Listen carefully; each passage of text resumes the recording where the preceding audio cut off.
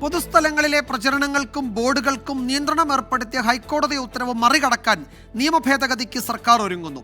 നിയമവിരുദ്ധമല്ലാത്ത സാധന സാമഗ്രികൾ ഉപയോഗിച്ച് പ്രചരണം നടത്താമെന്നായിരിക്കും നിയമഭേദഗതി. ഇതിനായി ചെറിയ ഫീസ് ഈടാക്കുമെന്ന് മന്ത്രി എം പി രാജേഷ് നിയമസഭയിൽ പറഞ്ഞു.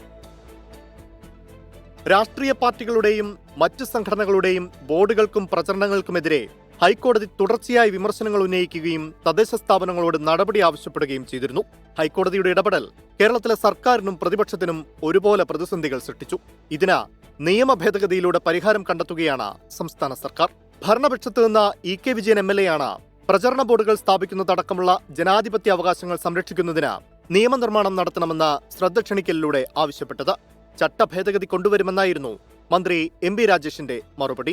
ഹൈക്കോടതി ഉത്തരവുകളുടെ അന്തസ്സത്ത ഉൾക്കൊണ്ടുകൊണ്ടും സുരക്ഷയ്ക്ക് ഭീഷണിയില്ലാത്ത തരത്തിലും പരസ്യപ്രചരണ പ്രവർത്തനങ്ങൾ നടത്തുന്നതിന് ഒരു മിതമായ നിരക്കിൽ ഒരു നിശ്ചിത ഫീസ് ഈടാക്കിക്കൊണ്ട് ജനങ്ങൾക്ക് ബുദ്ധിമുട്ടില്ലാത്ത തരത്തിൽ നിയമവിരുദ്ധമല്ലാത്ത സാമഗ്രികൾ ഉപയോഗിച്ചുകൊണ്ടുള്ള പ്രചരണം നടത്തുന്നതിന് ആവശ്യമായ നിയമ ചട്ട ഭേദഗതികൾ കൊണ്ടുവരാൻ തീരുമാനമെടുത്തിട്ടുണ്ട്. ആദ്യം ഓർഡിനൻസ് ഇറക്കി അടുത്ത സഭാ സമ്മേളനത്തിൽ ബില്ല് പാസാക്കാനാണ് സർക്കാർ ആലോചന.